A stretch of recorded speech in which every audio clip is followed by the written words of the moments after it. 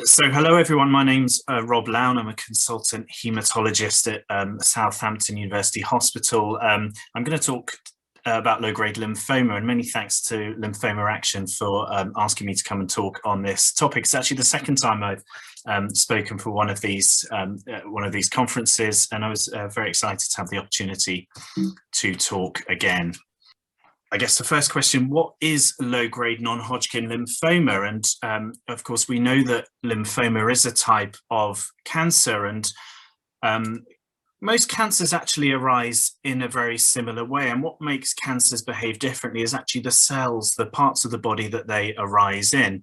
And lymphomas arise from lymphocytes, and normal lymphocytes, which are present throughout our body, and whose role is to fight off infection, can be vulnerable to change, what we call genetic change, that can turn a normal cell into a cancer cell. And how that is distinguished from a normal cell is that it divides a lot more than the normal cells do, and it doesn't have those the ability to turn itself off in the way that a normal cell does. So lymphoma is a cancer of lymphocytes that is growing in an uncontrolled way, and eventually this leads to a lump of cancer cells or a mass of lymph cells.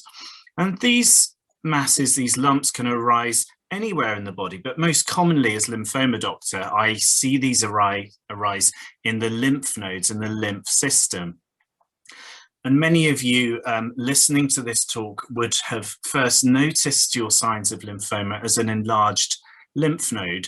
And the lymph nodes that we can feel in our body when we're examining ourselves or when the doctor is examining us are in the neck, under the arm, and in the groin. And this is typically where we find all types of lymphoma, but particularly non-Hodgkin lymphoma and low-grade lymphoma.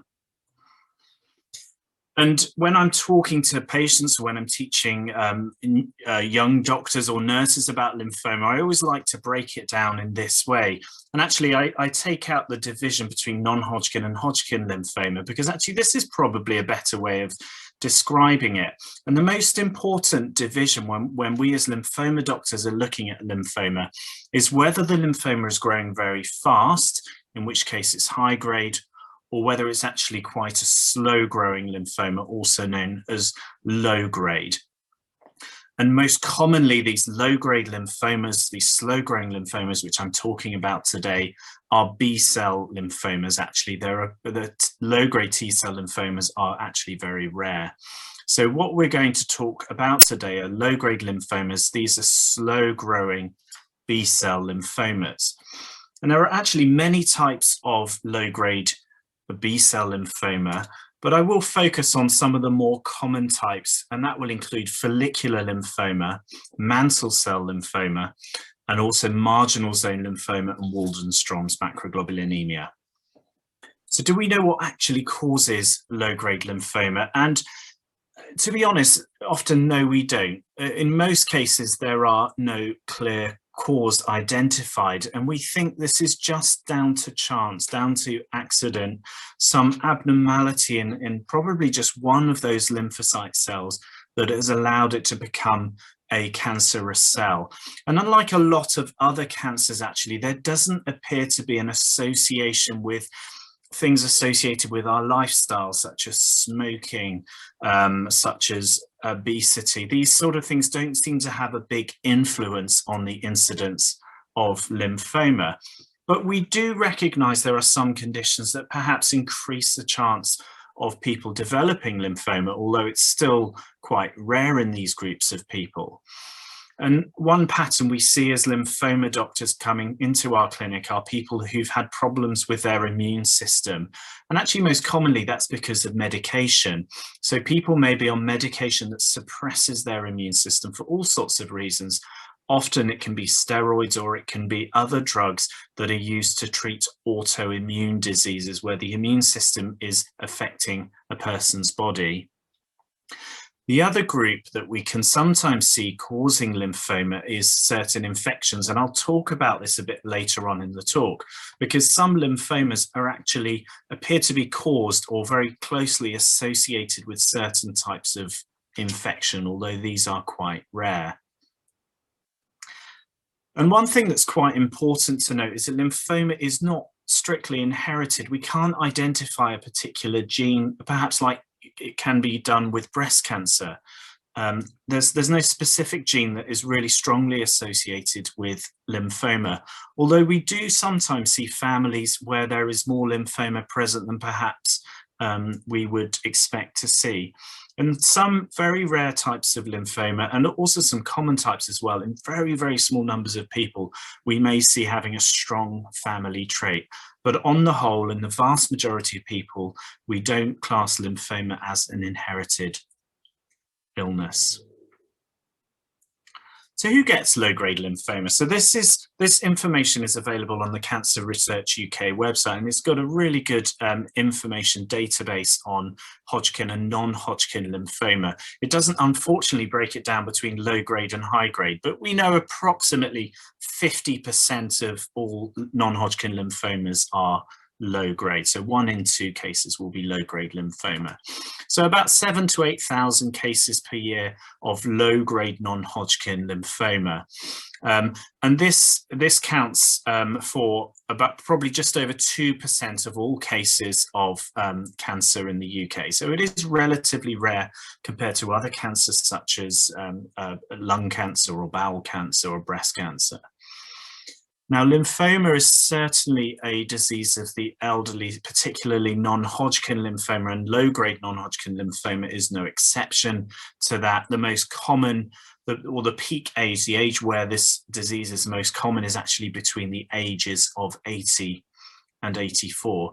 And interestingly, what we have seen over the last 2 to 3 decades has been a rise in the number of diagnoses of non-Hodgkin lymphoma. And we don't fully understand why this is. It probably is in part because we actually do a lot more scans nowadays than perhaps we did in the 90s. We pick up a lot of incidental lymphoma in people that don't have symptoms from it, but still there is likely some other factor that we don't fully understand as to why we've seen more non-Hodgkin lymphoma in recent years. And just to show this again with a lovely charts produced by the Cancer Research UK website, this chart shows the average number of cases per year by patient's age, and the age is here at the bottom. And you can see for non-Hodgkin lymphoma, the number of new cases is actually very low, right up to the ages of 45 to 50. And then there's a big increase in the incidence and the diagnosis of non-Hodgkin lymphoma. And this is the peak incidence we can see, as we said, between 80 and 85. But of course, far more people are alive at a younger age, between 65 to 80. So in terms of what we actually see in the clinic, the big proportion of our patients that come through our doors are between the ages of 65 to 85. And of course, this has real implications for our planning for the future as well, which I'll talk about in a second. This is just another way of showing that information about how we've seen an increase in the rates of non-Hodgkin lymphoma over recent years, going from 1993 up until 2017. And over a period of about 2 decades, between 93 to 2013, there was a fairly continuous rise in the number of diagnoses of non-Hodgkin lymphoma. But actually, over the last 5 to 6 years, we've probably seen this level out, and I hope that we wouldn't see this trend continue to rise in the future. And one of the issues that we have to plan for as lymphoma doctors is this combination of being aware that low-grade and even high-grade non-Hodgkin lymphoma is predominantly a disease that we see in older people. And actually, the prediction is from NHS England that the number of people living over 80 is set to double by 2050. And we know this is a group of people where a diagnosis of non-Hodgkin lymphoma is in fact most common. And even that group over the age of 65 is likely to increase by 50% as a proportion of the population. So it's likely, as lymphoma doctors, as hematologists or medical oncologists, we will be looking after more and more patients with this disease. And of course, we have to factor in as well the fact that we are getting better at treating this. For many people now, we view low-grade non-Hodgkin lymphoma in particular as, I guess, a kind of chronic illness. It's not something that necessarily people would die from, but actually can be treated again and again with new treatments coming through. So we will, I'm sure, in 20 years' time, be looking after probably twice the number of patients that we are now. So going back then to low-grade lymphoma, what are the symptoms? And this is a really difficult question to answer. So in general, for all types of lymphomas, but just as much for low-grade lymphomas, swollen lymph nodes are by far the most common way that patients come either to our attention or are referred to a surgical doctor for review. And we talked about the common sites where these lymph nodes can occur: in the neck, in the armpits, and in the groin. This is where we can actually feel them, although there are lymph nodes deeper inside the body that we can't feel on examination, and we need to do scans to properly assess. And then we have what are called the B symptoms, and you may have come across this term, and we use it when we are describing the extent or the stage of lymphoma.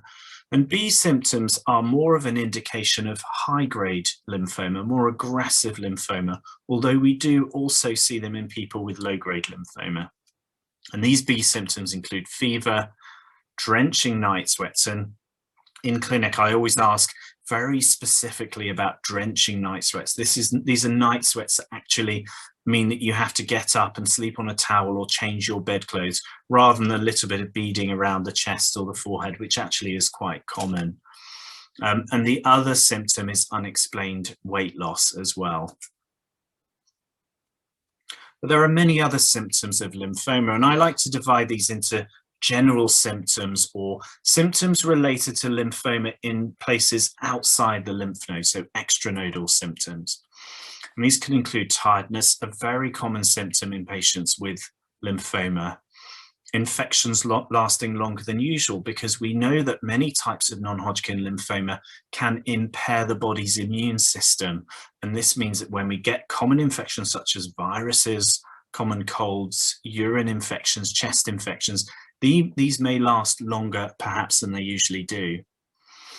Itching of the skin, so we commonly associate this with Hodgkin lymphoma, but it can also be seen in other types of lymphoma as well. And loss of appetite, it's common in lymphomas that affect the spleen or the stomach, but other types of lymphomas affect the body's balance and mean that people are off their food and lose their appetite. And importantly, and this is really important, and underlies the fact that as a lymphoma doctor, I'm often referred patients where the lymphoma has been found by chance, is that patients can have no symptoms at all. That really is quite common. And as I'll talk about in a minute, that is a factor that we take into account when we are advising patients on the need for treatment. And then the extranodal symptoms, so symptoms that arise because the lymphoma is in a place outside of the body's normal lymphoid system. And lymphoma, like I said at the beginning, it arises from lymphocytes, from immune cells. And lymphocytes are everywhere. They're in our bloodstream. They're in all of our soft tissues. They're there to protect our entire body against infection. And for that reason, we can find lymphoma all over the body. And it can cause problems in the gut, in the intestines. We can find it in the liver, in the lungs, in the skin, or the bone marrow.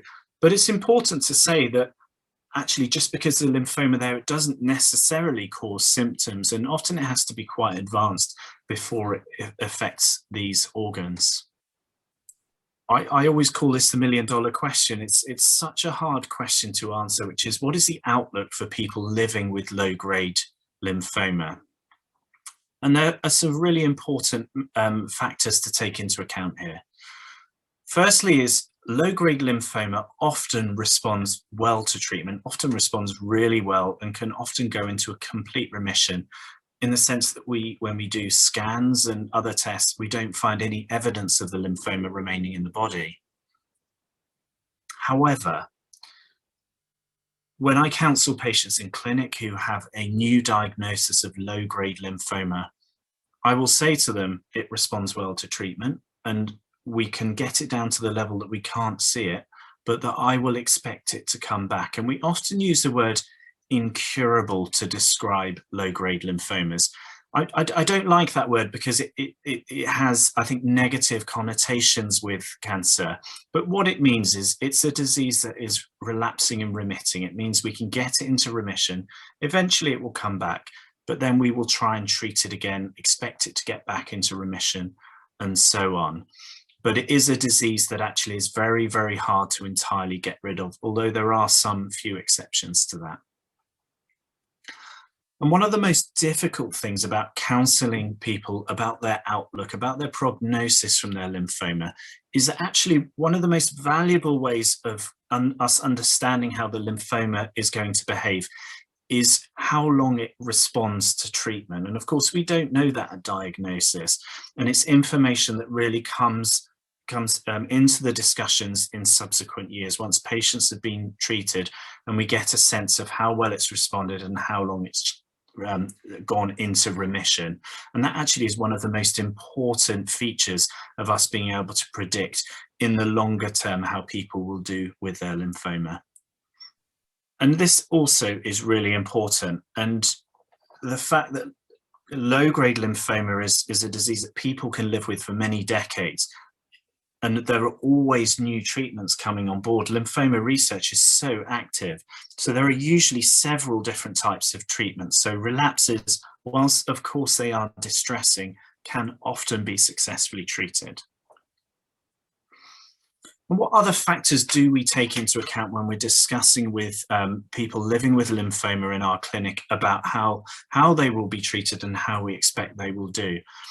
And we have to say age it has to be taken into account. It is a factor that feeds into our decision on what treatment we think people will be able to tolerate, because of course what we must aim to do when we're treating lymphoma is to get it in remission, yes, but we don't want to cause more harm than good by giving treatments that may give side effects that older people can be particularly vulnerable to. The type of lymphoma is really important, and later on in the talk I'll talk about some of the different types of lymphoma and some of the different treatment options that are available. The stage of the lymphoma is really important. How much of it is in the body? Is it just in one place, or is it more widespread? If it's in one place, we can sometimes use treatments that just treat that area where the lymphoma is. If it's more widespread, we tend to have to give treatments that are more generalized. They go into the bloodstream, they're given through the vein, or they're taken by mouth. And so they may potentially have more side effects. And the results of the tests and scans also feed into this, as does the general health and the fitness of the patient. And that's why I'm always cautious when talking about age, because we absolutely have to take it into account the patient's general health and fitness, what we call the performance status, or frailty. All of these things we take into account when counseling patients about the best treatment options available. So how is lymphoma diagnosed? So low-grade lymphoma, the tests that we use are very similar to that for all other types of lymphoma. And we have a number of levels of tests that we use for lymphoma. And certain tests are better for certain types of low-grade lymphoma. One of the most powerful tools we have actually are blood tests. Now, blood tests can be extremely useful or extremely limited, depending on the type of the lymphoma and how it's behaving in the body. But we do know many types of low-grade lymphoma. We can see them in the blood actually, and it can be a useful way of monitoring or useful way of diagnosing and then monitoring the response of lymphoma to treatment. So blood tests we can use, we do a full blood count that tells us the white blood cell count, and lymphomas often come up as white blood cells in the blood testing when we look at it under the microscope. So this can be a really useful way. But of course, blood tests give us a whole wealth of other information as well. We can get a snapshot on the health of the kidneys and the liver. We can use tests like the LDH, which gives us a bit of an idea about how quickly the lymphoma may be growing or how aggressive it is. And we also use blood tests to look for other things that may impact on our treatment. We look for infections, viral infections that may firstly be a cause of the lymphoma, or they may actually impact how we treat. And in a small number of patients, we can diagnose viral infections such as hepatitis or even HIV that the patient didn't know that they actually had. And that has a really big impact on the treatment. Of course, we use a lot of scans in lymphoma, and scans, there are various scans we use: ultrasounds, CT scans, and PET scans as well, give us an increasing degree of information about where the lymphoma is in the body. And we use them at diagnosis to help us find sites to do a biopsy from, but also to do staging of the lymphoma, which I'll talk about in a second. But scans are very useful then for response assessment. We will do a scan during treatment and at the end of treatment to see how the lymphoma is responding to the treatment we're giving. And then in the future, if we're concerned about possible relapse of the lymphoma, of course, we can often confirm that on a scan. But we have to be a little bit careful with scans. And what we rarely do actually as lymphoma doctors, particularly in the UK, although you may find if you do research on the internet that other countries have different approaches, but we rarely do surveillance scans as lymphoma doctors. And the reason we don't is because of the radiation that comes with these scans. We know that radiation is associated with an increased risk of other cancers. A few scans, we think the risk is very small, but if you're doing several scans a year, that risk increases. And also most relapses we can pick up by talking to the patient, by doing some blood tests, and by doing a physical examination. And we would have to do hundreds of scans on otherwise well people to pick up one early relapse. And that's why we don't routinely do follow-up scans in most practices in this country. And of course, one of the most important tests for diagnosing lymphoma is the biopsy. And we have various ways of doing biopsies to get a diagnosis of lymphoma. People who may be referred by their GP with a lump in their neck might go to see a head and neck doctor, a surgical doctor, who in their clinic can do a fine needle biopsy. This can suck individual cells out of the lymphoma and give a little bit of information, although it's rarely very useful in diagnosing lymphoma. What are far more useful are the core biopsies and excision biopsies. So an excision is a surgical procedure where a part or whole of a lymph node can be taken out for examination. And of course, as a hematologist, I often will do bone marrow biopsies. Many lymphomas can be present in the bone marrow, and we can get a lot of information and diagnostic information and sometimes prognostic information from looking at the bone marrow. That said, we understand that it can be one of the more painful procedures, and therefore we are generally quite cautious about only doing bone marrow biopsies when absolutely necessary. So what about staging of lymphoma? And you may see in your patient letters or other information that you get about your lymphoma that you get the type of the lymphoma, for example, follicular lymphoma. You get the grade, which is how quickly it's growing. But also we put the stage as well. And the stage essentially describes the geography of the lymphoma within the body. It tells us where in the body the lymphoma is, how widespread it is. And this staging system runs from stage 1 to stage 4, with stage 1 being the most localized, i.e. in one area, and stage 4 being more widespread. And stage 1 typically involves just one area above or below the diaphragm. So for example, in this patient, they may just have some lymph nodes close together in the neck. Stage 2 is where there are 2 or more areas of lymph nodes involved in the body, but they're on the same side of the diaphragm. So for example, in this person, they're in the neck and the armpit. But equally, there could be a person with no lymph nodes above the diaphragm, but may have swelling in both groins. And this would also be stage 2. We also call this early stage or localized lymphoma. Stage 3 lymphoma is where there are lymph nodes involved on both sides of the diaphragm. For example, in this person, in the neck and in the armpit, but also in the groin, so above and below the diaphragm. And in stage 4 disease, it generally implies that actually there's more widespread involvement of the body's organs.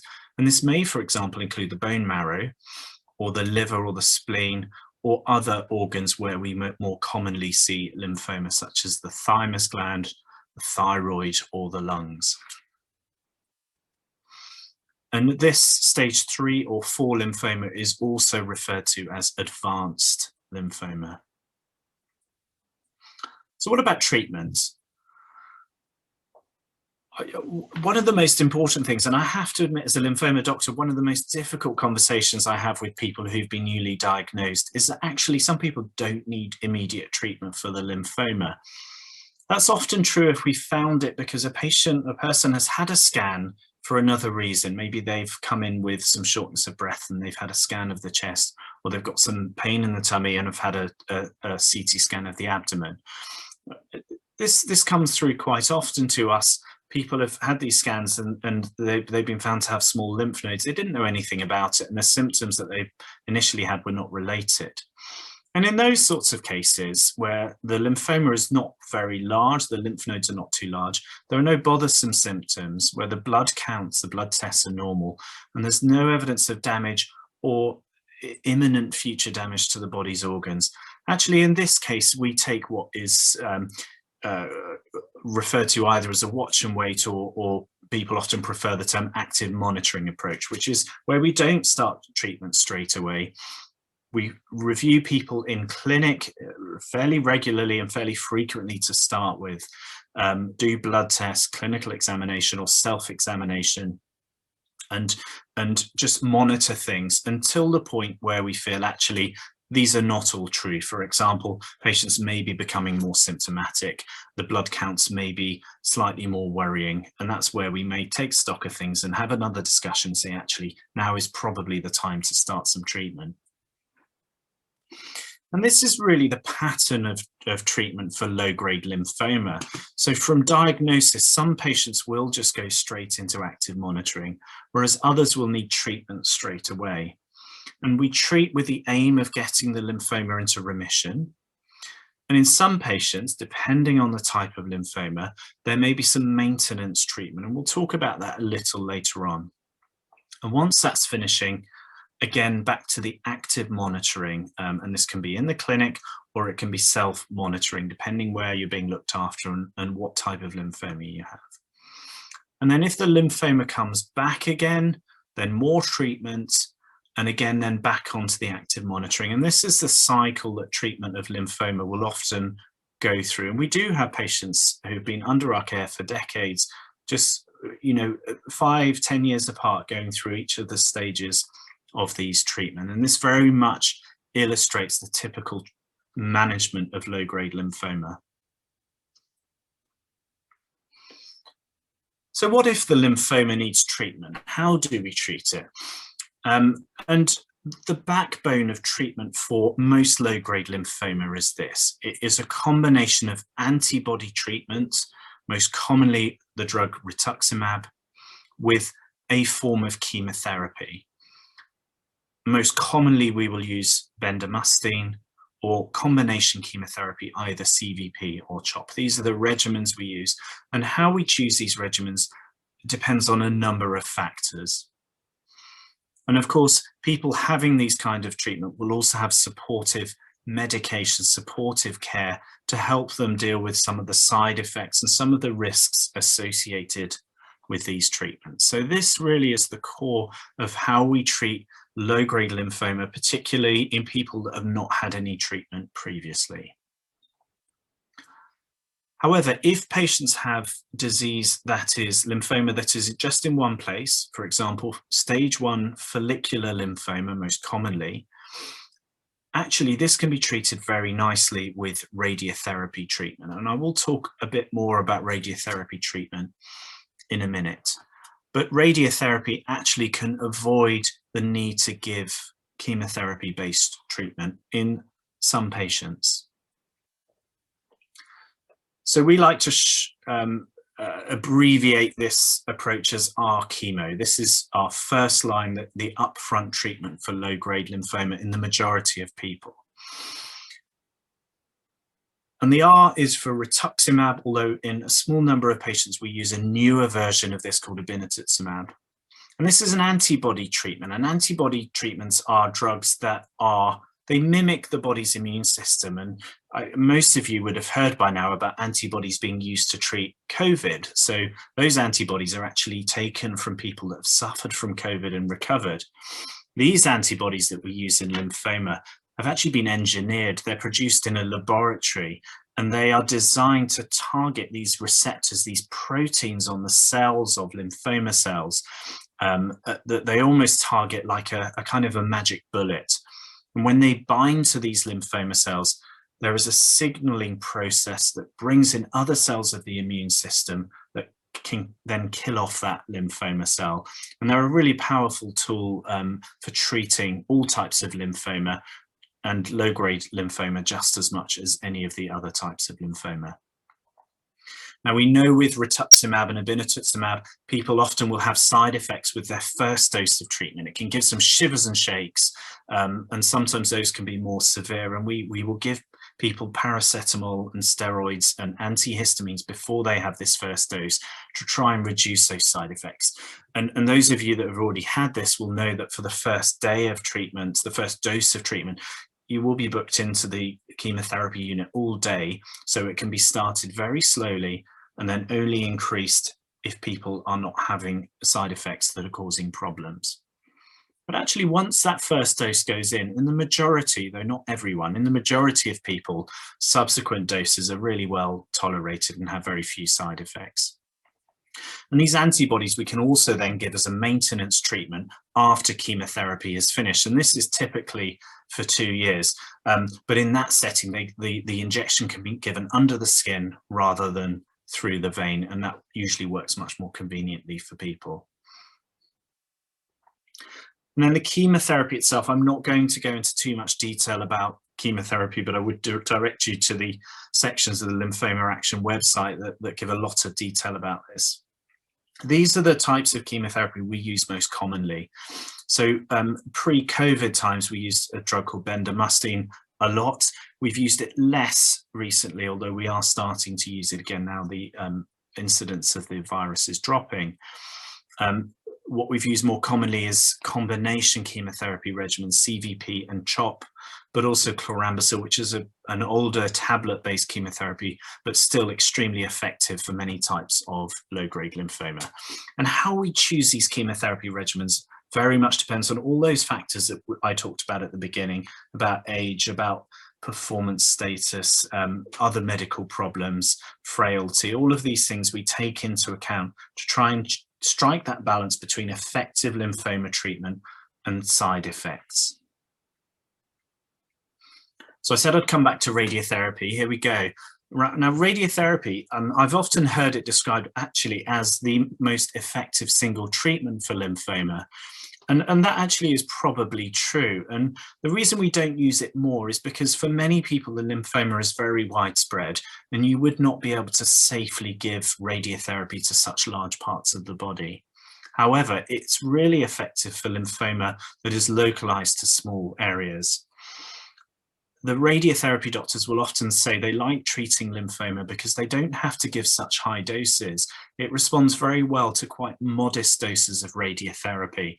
And in many cases, at least 50% of patients with follicular lymphoma in stage 1 will be cured with radiotherapy to those areas. And that could be to the neck, to the groin, anywhere actually that is safe to give radiotherapy, but where the lymphoma is localized into a small space, radiotherapy can be really effective. And actually it's evolved as a technique in the, I guess you'd call it the Wild West days of radiotherapy back in the 30s and 40s. They were giving radiotherapy almost indiscriminately to large parts of the body. Nowadays, they can mold the radiotherapy field so the lymphoma gets properly exposed to the radiation, but actually surrounding parts of the body get a relatively small exposure. And this reduces some of the immediate and longer term side effects of radiotherapy, and means that we've been able to use more and more radiotherapy safely in patients with lymphoma. And typically, it's not the most convenient treatment for a person to receive. You have to come to the radiotherapy unit every day, usually Monday to Friday, for up to 3 to 4 weeks, depending on the regimen that's given. Although with some skin lymphomas, for example, they can just do it over a couple of days. So what about treating relapsed low-grade lymphoma? So actually, often we will go back to the same combination, that combination of antibody and chemotherapy with supportive medications. But there are a lot of factors that play into this. And I'm not going to talk too much about relapse because I'll come back to it when I talk about some of the other types of low-grade lymphoma. But often what we will do is, again, use an antibody. You almost always Rituximab in the relapse setting. But we will probably use a different type of chemotherapy because we understand that when lymphoma comes back, unless it's been a very long time, it may be resistant to the chemotherapy that it had previously. So for example, if someone had bendamustine when they were first treated, we might say, okay, they had bendamustine, why don't we use CVP or CHOP this time instead? And then there are specific drugs that we now have available that we can use as an alternative to this antibody chemotherapy approach.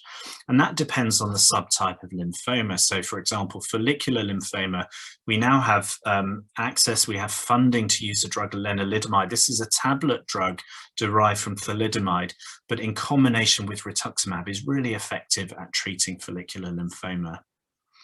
In mantle cell lymphoma relapse, we can use Ibrutinib. This is another tablet therapy which targets those lymphoma cells specifically and can be very effective at getting mantle cell lymphoma back into remission. More recently, the NICE, the National Institute for Clinical Excellence, which gives us permission, as you may say it, to give certain more expensive drugs, have allowed us to use CAR T cells, the sort of the new kids on the block, as it were, for treating lymphoma. And we are now allowed to use CAR T cells in patients with mantle cell lymphoma. And then for Waldenström's or Lymphoplasmacytic lymphoma, we can also use Ibrutinib in patients where the disease has come back. So I'm going to briefly go over some of the types of low-grade lymphoma, focusing on the more common ones, and bearing in mind the time restraints of this talk, I won't go into too much detail. So this is a pie chart of the different types of lymphoma and how common they are relative to each other. And what we want to concentrate on is these ones here in the blue, which is the low-grade, the indolent. Indolent is another word for low-grade lymphoma. And you can see that they account for about 50% of all lymphoma. So about half of all non-Hodgkin lymphoma is indolent. And half of those, again, are follicular lymphoma. This is the most common type. And then we have marginal zone lymphoma, and then chronic lymphocytic leukemia, which I'm not going to talk about in this talk. And then far more rarely is Waldenström's or lymphoplasmacytic lymphoma, accounting for about 2% of all low-grade non-Hodgkin lymphoma. So what about follicular? So follicular lymphoma is typically slow-growing, not always, but it is in the majority of patients a slow-growing type of lymphoma. More often than not, we find it in the lymph nodes. It presents with lumps in the neck, in the groin, although occasionally we do see it in other areas. And those other areas could include the spleen and the bone marrow, but also other areas of the body as well, such as the lungs or the skin. People often will have no other symptoms other than a lump. And when we talked about earlier on, that group of patients who present with a lump but are otherwise well, the majority of those patients have follicular lymphoma. We do sometimes see it in unusual sites, and it behaves in very distinct ways. So we find it in the skin, and when we do find it in the skin, it is often really, really sensitive and treatable with radiotherapy. There's also a very unusual and rare type of follicular lymphoma called duodenal follicular lymphoma. That occurs in the small intestine. It's often a type of lymphoma that is found by accident. So people have gone to their GP and to a gut doctor and have had an endoscopy to have a look down at the gut, usually for something unrelated. they've had a biopsy done and it's found follicular lymphoma. And again, this is a very indolent, slow-growing type of lymphoma that we can often manage by either watching and waiting, so active management, or we can treat it with low doses of radiotherapy and it responds very well. And this is just an overview of how the sort of the picture of follicular lymphoma perhaps that would come to our clinic, and the sort of different groups that people may fall into when they're diagnosed. So if you take 100 people that are diagnosed with follicular lymphoma, about 5 to 6% of those, so 1 in 20, will have localized disease that can be treated with radiotherapy. And about half of those will essentially be cured. About 20% of patients, so 1 in 5 people, will have advanced disease. So it's not localized, we can't treat it with radiotherapy, but they're asymptomatic. There are no symptoms and no reasons to start treating. So these patients, we would advise watch and wait or active management. And a small proportion of those, another 1 in 5, 20% of this group, will go at least 10 years without ever needing treatment. And we see this occasion clinic. For some people, the lymphoma just disappears. It's really rare, but occasionally it just regresses, and we don't really understand why that is. But then 70% of people that come to the clinic will have advanced disease and they've got symptoms from it and they need treatment, okay?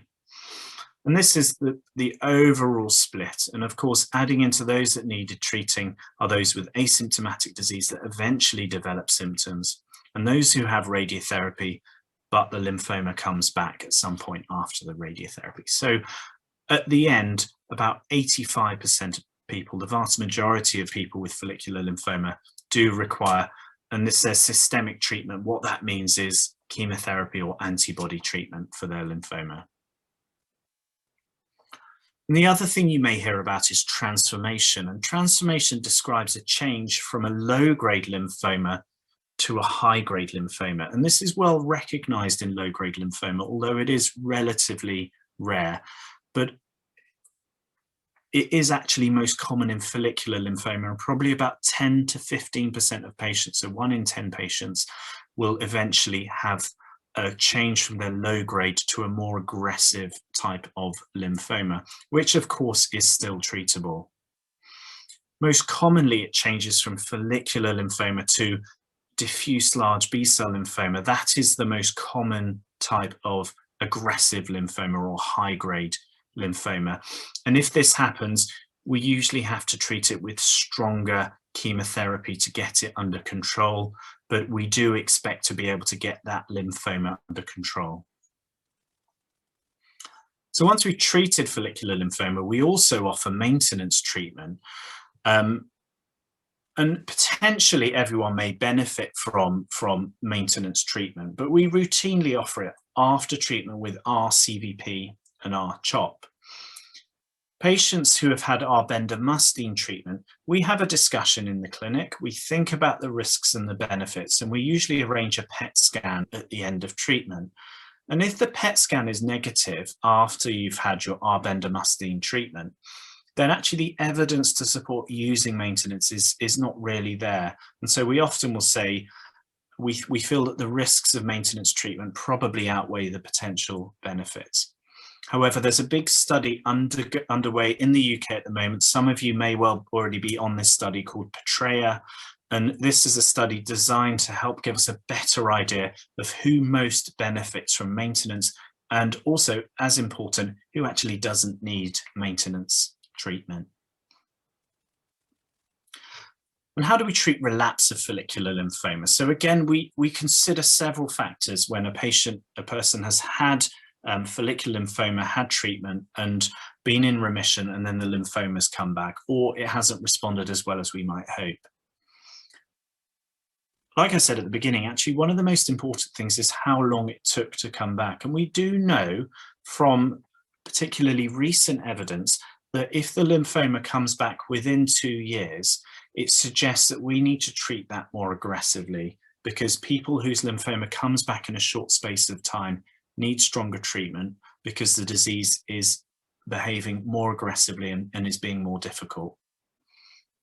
We want to know how quickly it's growing and how many symptoms, because actually in some people where the lymphoma does come back, again, we don't need to necessarily start treatment straight away. We also want to know what treatment someone has had before. We talked about the fact we often won't give the same treatment twice, so we need to consider what the first treatment was. And again, what is your general health like? What sort of treatment will you be able to tolerate? What will impact your quality of life too much to not be a good treatment option? And again, we come back to this for relapse. We've talked about this earlier, this combination of antibody and chemotherapy treatment. But for follicular lymphoma now, the first time the lymphoma comes back, we can use lenalidomide. It's a tablet treatment with rituximab that allows us to avoid giving chemotherapy treatment again. Though it is important to remember that lenalidomide is not without its side effects. Another treatment that we consider in relapsed follicular lymphoma is stem cell transplant. And really what a stem cell transplant is high dose chemotherapy. It's giving bigger doses of chemotherapy, and we need to do it as a stem cell transplant to allow the bone marrow to recover from that treatment. It's an aggressive treatment and people need to be fit to receive it, but it can potentially prolong the response of the disease to treatment for relapse. But we tend to hold this for that group of patients where the lymphoma comes back early, particularly if it comes back in the first 2 years after treatment. So what's on the horizon for follicular lymphoma? So again, the big hype and buzz at the moment is about CAR T-cell therapy. CAR T-cells are not yet available in the UK for treatment of follicular lymphoma outside of clinical trials, but I personally think it is likely over the coming years that they will become available and will be a useful tool in treating people who have difficult follicular lymphoma. I think it's extremely unlikely we'll be using it in newly diagnosed patients, probably not even when it comes back for the first time, but in people where the lymphoma is difficult to get under control with the treatments that we otherwise have available, then we may well be able to use CAR T cells in those people. What about marginal zone lymphoma? Marginal zone lymphoma is actually, it's a very interesting kind of lymphoma, and I talked about how it can be related to infections. And there is a particular type of marginal zone lymphoma called MALT lymphoma, mucosa-associated lymphoid tissue lymphoma. And what that means is it affects those soft, moist tissues that line many parts of the body. That could be inside the mouth, it could be down in the gut, it could be around the eyes, it could be up in the nose. You know, those areas are called mucosa. And these lymphomas particularly affect those areas. And most commonly we see it in the stomach. By a long way, that's the most common site of these kinds of lymphomas. But also we can see it in the eye, in the lung, in the thyroid gland, and in the salivary glands as well. And it is often, I said sometimes here, actually I would say it's often caused by infection, particularly in the stomach. There's a really strong link between stomach MALT lymphoma and an infection, a very common infection of the stomach called H. pylori. Some of you may well have heard about this or be treated for it for other reasons, because it's a very common cause of ulcers in the stomach. It can cause upset stomach or heartburn. But we do know in a really small number of patients with H. pylori that it can also trigger off lymphoma. And what's really interesting about that is that actually by treating the H. pylori, by treating that bacterial infection with antibiotics, the lymphoma can sometimes just disappear, and we don't need to give radiotherapy, we don't need to give chemotherapy or rituximab. We can simply treat it with antibiotics, and in a proportion of patients that will work, although it doesn't work for everyone, and we need to consider those other treatments. Sometimes these lymphomas are related to autoimmune disease. So these are diseases where the body's immune system can attack the body's organs. And one of the more common ones is called Hashimoto Thyroiditis. That's an inflammation of the thyroid gland, which is around this area, controls your metabolism. And it's a very common cause of an underactive thyroid. But people with Hashimoto's are at risk of developing lymphoma related to all of that inflammation. And usually that does need treatment with either rituximab or chemotherapy. So how do we manage these multiple lymphomas? So like I said, we often treat the underlying infection, but radiotherapy can be a really good treatment, particularly if they're just in one area, which they often are. They may be just in the stomach, they may be in the thyroid, they may be in the eyes or in the lining of the mouth or a single lymph node. And we can do scans that can confirm it's just in one area and then treat it with radiotherapy. And many patients can be cured with this approach. We can use rituximab, and actually rituximab on its own can be a very effective treatment for these types of lymphomas. Or sometimes, particularly if we're worried if they're growing fast or they're more widespread, then we can use some chemotherapy as well. There are many other types of marginal zone lymphoma. Splenic marginal zone lymphoma perhaps is one of the more common ones, and this is a type of lymphoma that for some reason particularly affects the spleen. And in fact, often that can be the only place that we find the lymphoma. We can treat it with rituximab or with chemotherapy. Actually, it's often very sensitive to rituximab on its own. But another actually very effective treatment is actually just to remove the spleen. Now, taking out a spleen is not a minor operation, so of course it has risks, but it can put the disease into a remission, sometimes for decades. It can be a very effective treatment. And the body can do without a spleen. You know, we can give vaccinations and antibiotics that can manage that extra risk of infection, and people can live a perfectly normal life without having a spleen. But also marginal zone lymphoma can fall into the more typical pattern for low-grade lymphoma, affecting the lymph nodes. This can be in the neck, in the armpits, or in the groin. These are often very slow-growing, what we call indolent, superindolent lymphomas. But if they do become troublesome and problematic, again, we can effectively treat it with rituximab or with rituximab and some gentle chemotherapy as well.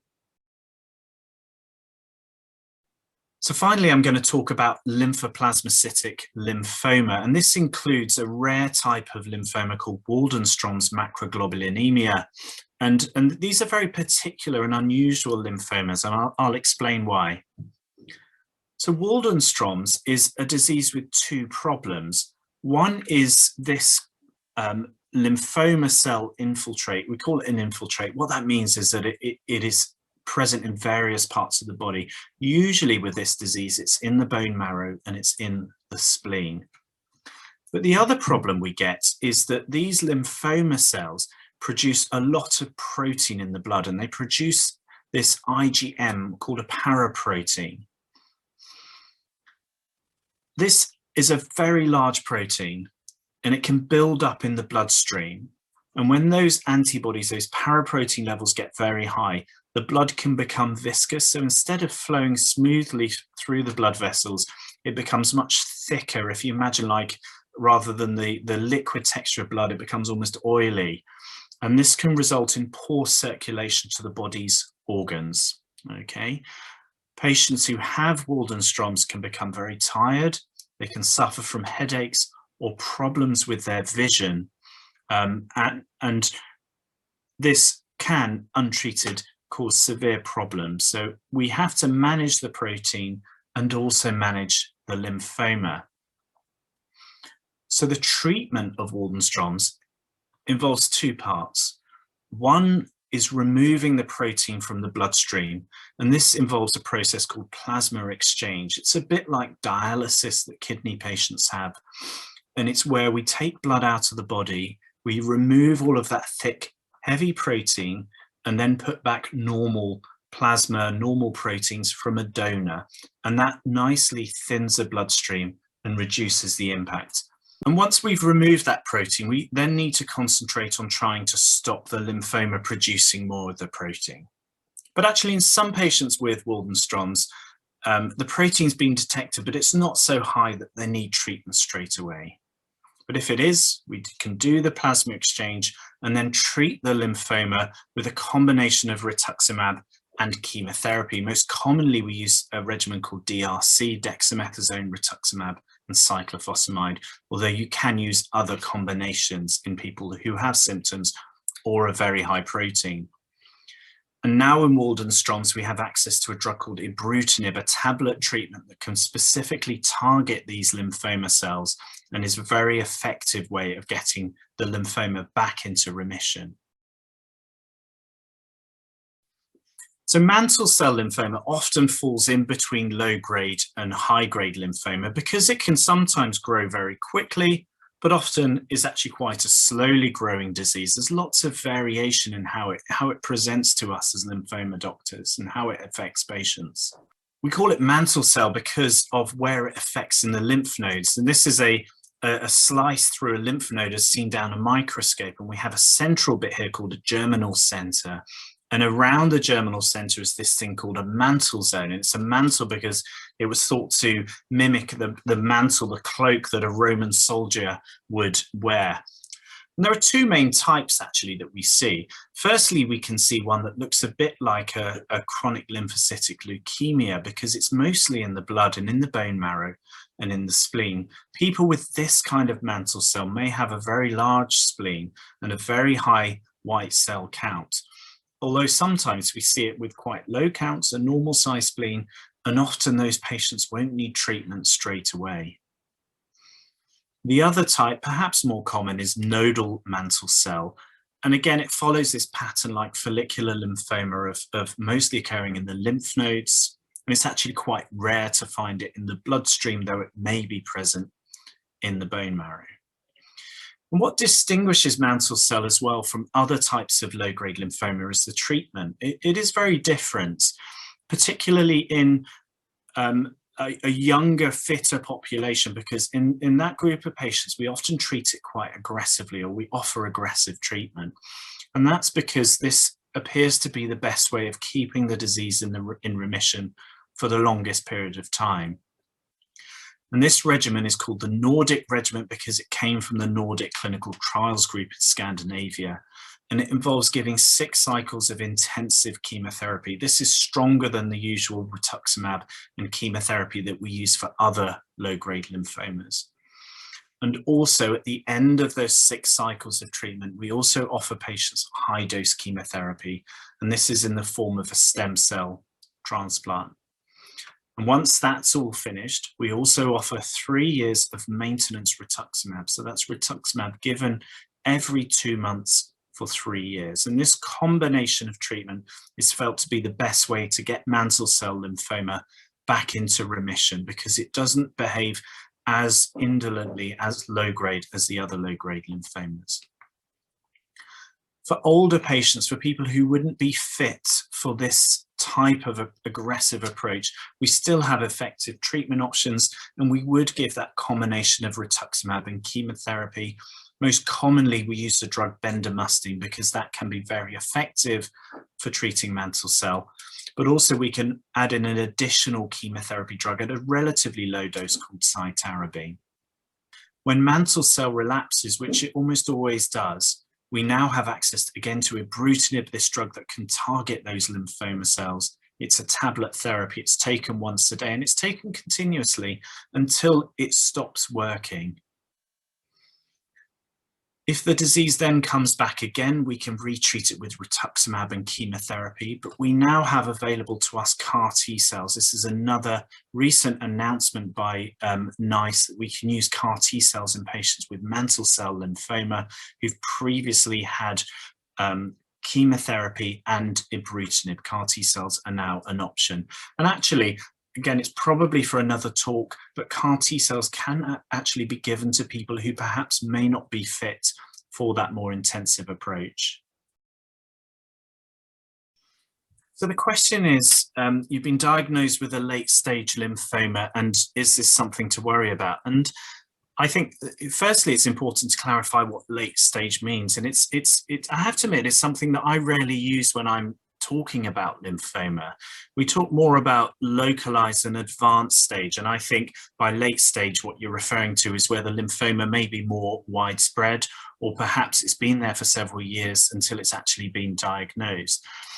And interestingly, lymphoma is one of those conditions where when I tell a patient they've got advanced disease or it's in a number of places, even in the bones, which with other cancers people are often terrified to hear.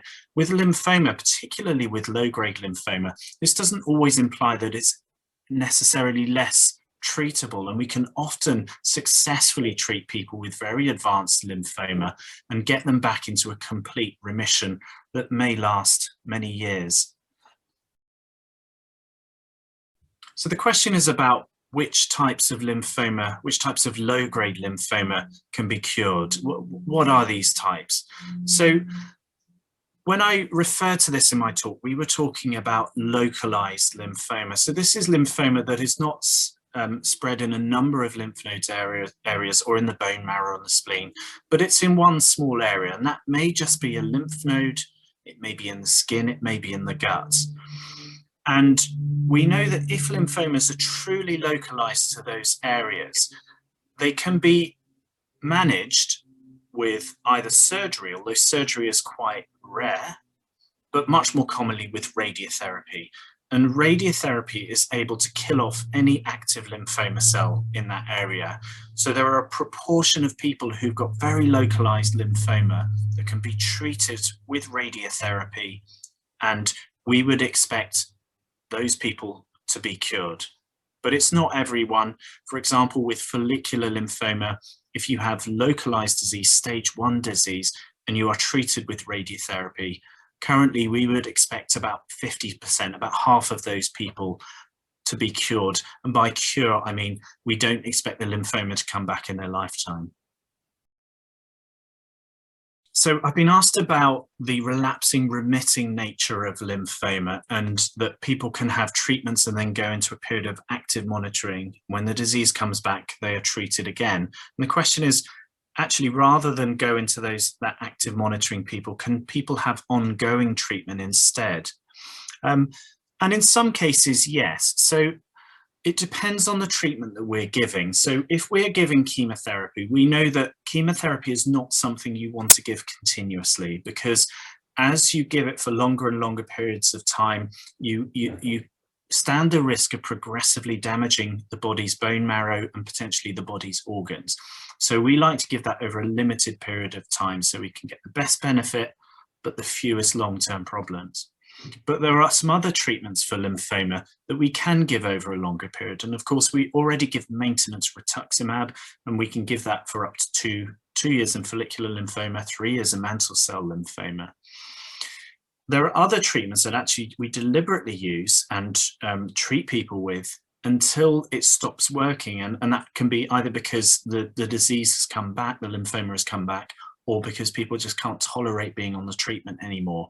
And a classic example of that is Ibrutinib. So we use Ibrutinib in mantle cell lymphoma and also in Waldenström's or Lymphoplasmacytic lymphoma. And Ibrutinib is given continuously. It's taken every day until it stops working. So in those people, there is no active monitoring period in the middle, in the sense that they're not untreated. They remain on treatment during that time. But for conventional treatment, for chemotherapy, no, we wouldn't give any regular treatment in those gaps. So I've been asked if you still need to have maintenance treatment if you're in remission. And this is a really interesting question. And I would even take it back one step, because what I commonly get asked when I've done a scan halfway through normal treatment and it shows a complete remission, do I need to complete my 6 cycles of Rituximab and chemotherapy? And I always say yes, because we know that the lymphoma is still there.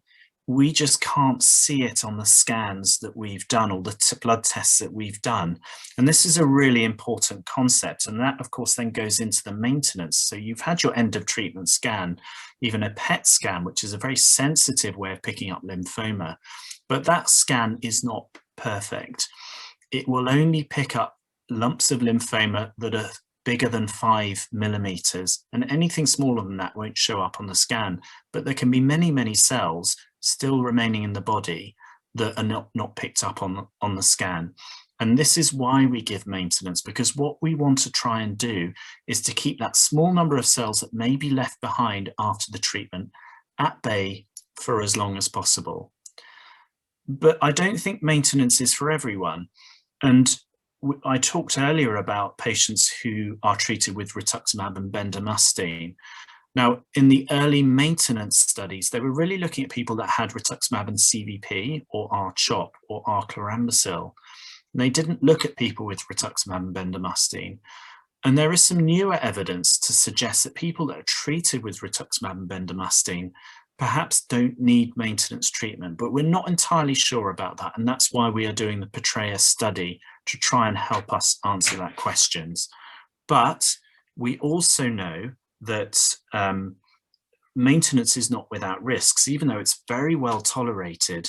In fact, there is an increased risk of infection. People that have had bendamustine treatment are perhaps at a higher risk of infection as well. So in those people, we're very careful about counseling them about maintenance treatment. So I've been asked why we offer 3 years of maintenance with mantle cell lymphoma, but only 2 years with other lymphomas.